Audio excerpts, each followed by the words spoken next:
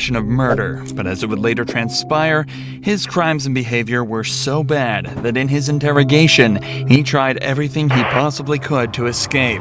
On the 23rd of February, James Appleton had pulled into a parking lot on Ganridge Road to take a phone call with his brother-in-law. Suddenly, a loud banging sound was heard over the phone, and the line went dead. A passerby had spotted a white Chevrolet Malibu parked behind James's car that immediately sped away after the loud noise. When the passerby went to check on James, he was lying dead at the wheel with a gunshot wound to the head. Gateway, Arkansas is a small town of 400 people, so the owner of the Chevy was quickly determined to be Grant Hardin, a 50-year-old police officer who had lived in this town his whole life. Later that night, Grant's vehicle was stopped at a police roadblock after taking his family out for dinner, and he was quickly brought in for questioning. But unfortunately for everyone involved, Grant's experience in law enforcement would prove to make this interrogation one of the most excruciating and difficult that Arkansas police had ever had to deal with.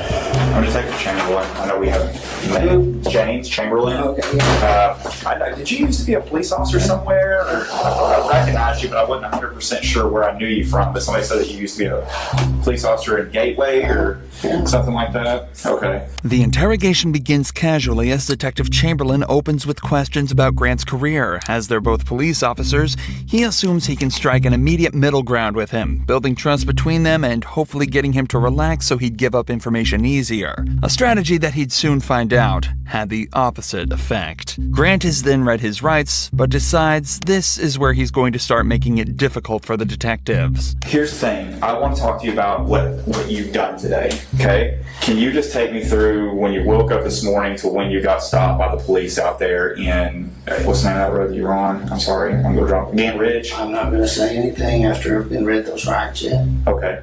Well, I don't know what's going on. I am kind of sickly to See, he already in a position where he know too much already. He know too much about law enforcement. Somebody else in that seat right there would have said, "Oh, I did this," or and that they started to be messed up right there. He know. to what I'm here for and things. Up until this point, Grant hasn't been told what he's been brought in for, and states that he's feeling sickly given the circumstances he's been put into. Given his disturbing body language, he may also be feeling exposed and somewhat inferior due to being the suspect of a case instead of the detective for the first time in his life. so you don't want to explain what you've done today? Did you? Is there a reason behind that? What was the first thing said? I have the right to remain silent. Okay. So you're telling me that you don't want to talk to me right now? Okay, cool. Hang tight right here for just a few minutes, okay? As is normal in a case like this, the detectives leave the room for a few minutes to talk about how they're going to handle the interview. And not only does it give them time to formulate their approach, but it also gives the suspects time alone to worry about what could be going on and form anxiety regarding their situation. At the same time, though, it may also give the suspect a moment to collect their thoughts and generate their own story and approach to the interview, putting the detectives on the back foot instead. By the way, I'm Detective Cordier. I think we've met once before. Probably so. Yeah, I think so.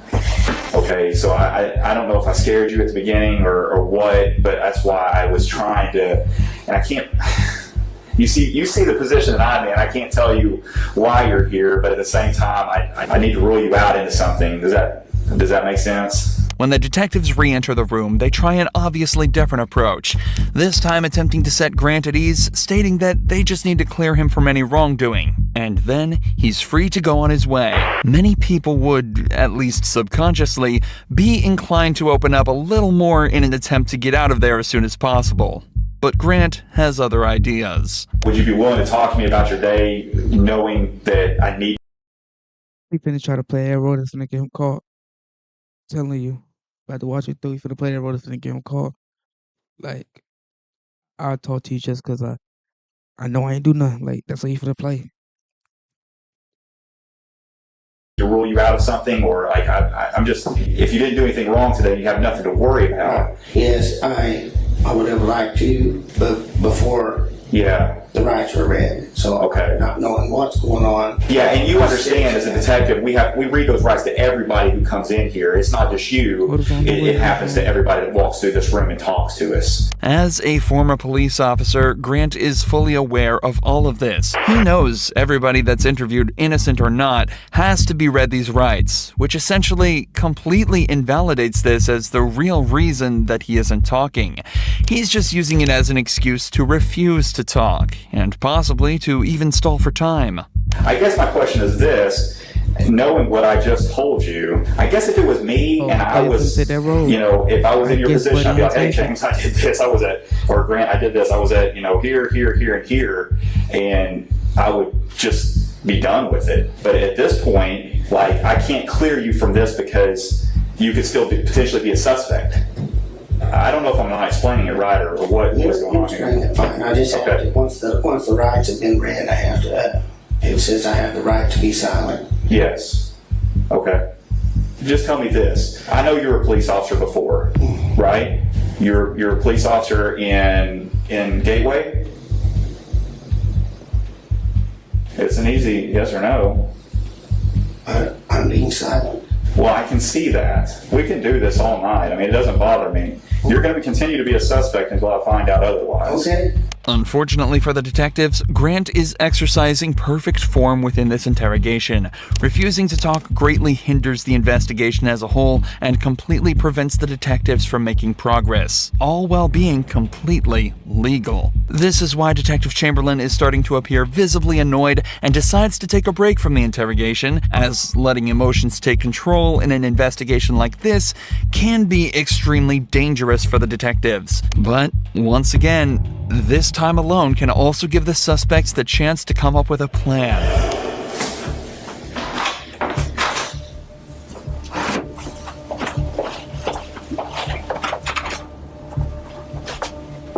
Hello? I need to go You need to go where? home or get ready for work in a little bit. Okay, we'll just have a seat and I'll get it for you.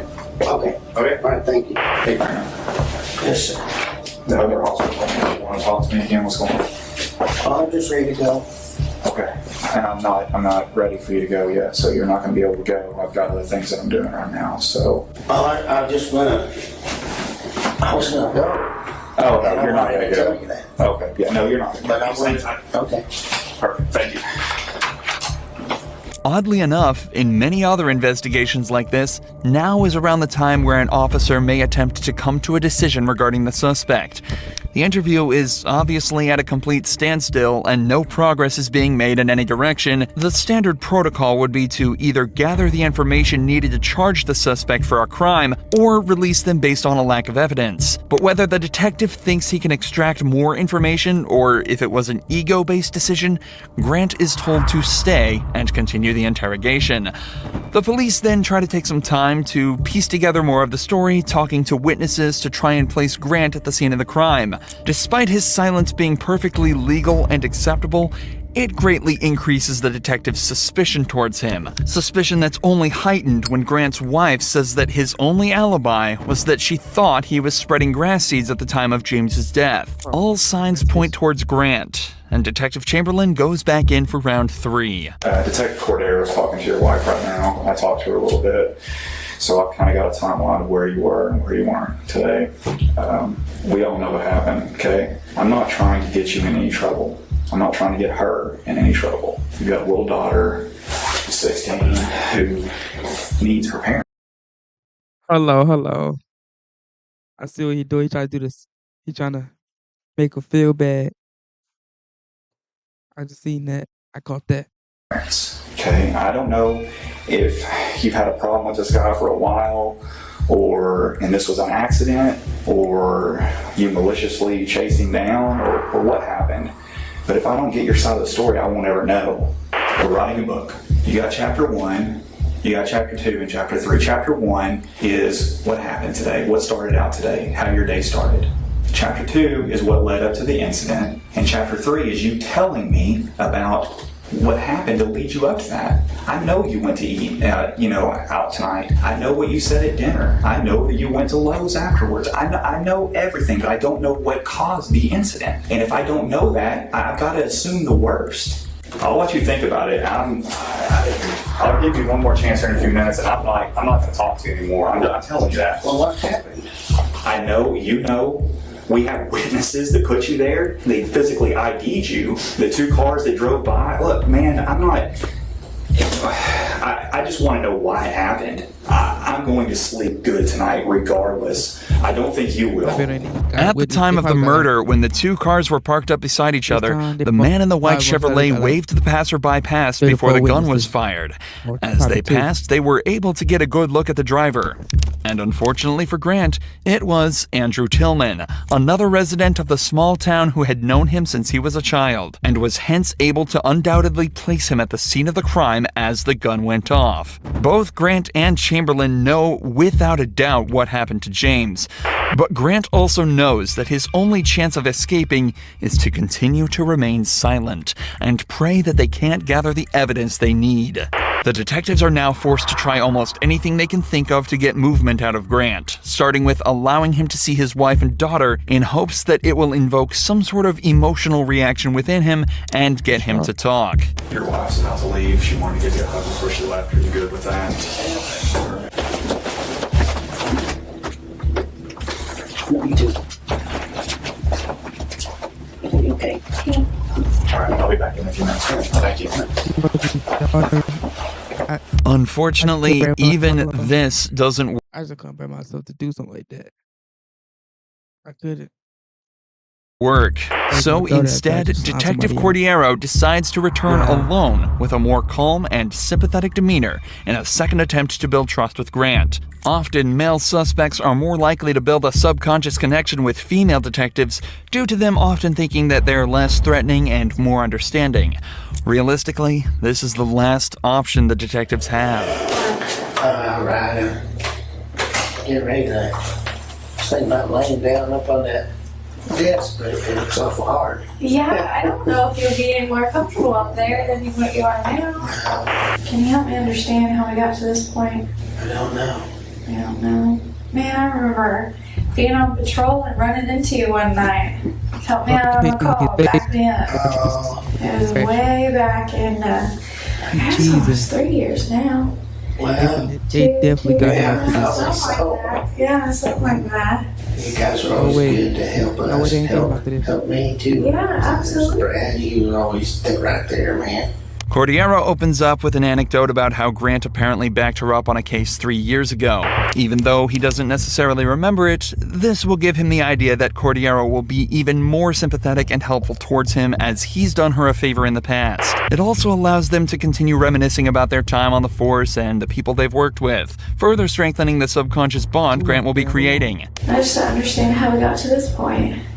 Yeah, me neither. If you're willing to talk, tell I'm me. just ready to go to bed. I don't blame you. Me too. Me too. And we could do that. You just talk to me. Well, I just have to, since you read those rights, I have to stay, I have to do the right. Well, what's the difference? You know the difference.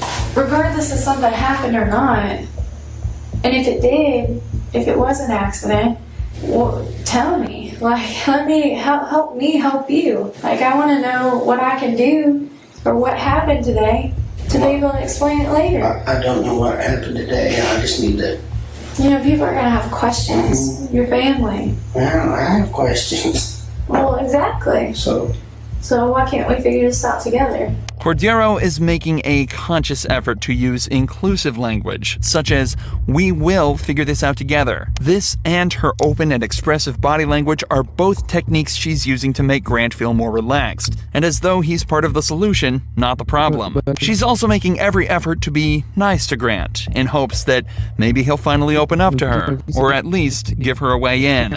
We can start from the very beginning. Bad. I mean, I know you probably slept in because you work nights. I work nights. Trust me, I worked nights for almost 4 years. I understand how that sleep schedule is. yeah, I was asleep, so So, messed up. did you sleep in today? Yeah, I bet you did. You could have got to work tonight, huh? Yeah, Yeah. What time did you get up? noonish. Around noon. That's usually what time I got up too. Did you watch anything good on TV? Usually that's what I do. Wait, I know what she's doing. I know what she's doing. She can ask these questions and base it with a different, with a different, what's that junk called? Testimony. Good eat and watch TV. I'll work myself up a little bit. Anything good? Same old stuff Oh yeah. on TV. You watch the same episodes, or like, do you have a specific TV show you would wake up and watch? Well, we watched, my wife always has it on I can't remember what channel it's called, right now, TV Land. Oh, okay. I haven't really watched any of that. I couldn't even tell you what it was about. Is your wife like that? Oh, yeah, I think she'd better watch other stuff, but Yeah. It might not be about the case, but finally, Grant is talking, and Cordero has found her way in.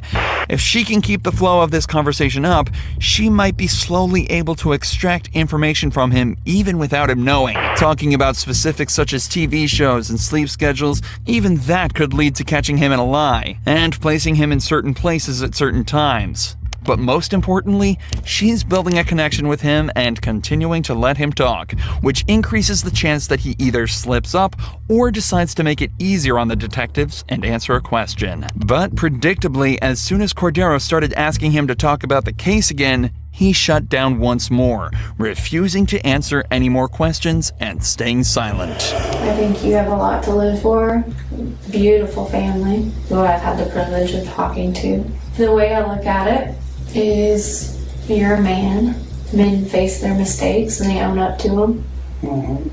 And they figure out what happened and figure out how to solve it and move on. Like I said, I'm honestly here to help you. I want you to understand that. I wouldn't spend my time in here with you if I didn't.